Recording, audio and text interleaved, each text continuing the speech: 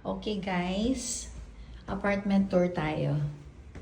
Habang empty pa siya. And then I'm just gonna tour you around when we finally set it up. Wala pa kaming gamit. Libre donate. Pwede kayong mag-donate. Ayan. Ang gusto ko dito, marami siyang closet. So, bagong pintura siya. Ayun yung first closet. And then, there's a next closet here sa may banyo. Ayan. And then, nandito yung banyo natin. Bagong pintura din siya. And what I like about this is, dalawa yung ating salamin. And then, ito ang ating room. Ang laki ng room niya, guys. Ayan. Tapos, meron na naman tayong panibagong closet dito. And it's a big one. Honestly, nung unang nakita ko siya, ayoko yung, yung carpet. Kasi, di ba, yung maintenance ng carpet, di ba, medyo mas, kailangan palagi mong bina-vacuum. Pero, it turned out to be nice and clean. At ito ang aming terrace. Tapos, doon kami dati nakatira. Actually, may gamit pa kami doon. Di pa kami naglilipat. Nandun yung aking parking. That's what I like.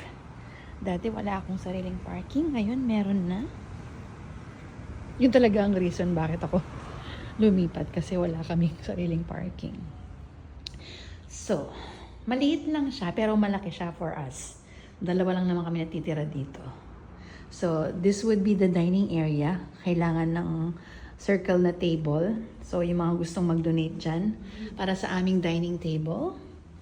Tapos, ito yung pinakamasaya ako kasi may sarili na akong kitchen. Makakapag-bake na naman tayo, guys. Makakapagluto na tayo. May maintain na natin ang ating diet.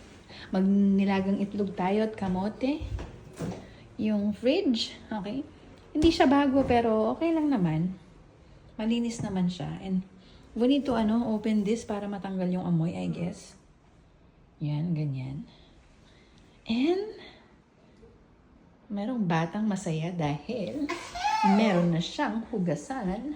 Okay, guys, Okay. I can cook every I don't day. think we're gonna use this I think we're just dishwasher. gonna put our plates there. Yeah, we're not gonna use this.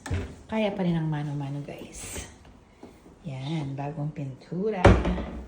At ayan. Probably, I'm not gonna put any curtains anymore. Probably in the room, Yeah, I guess. not here. Like a blackout curtain. But these are good. Good enough. Masaya ba kayo, guys? Kami masaya.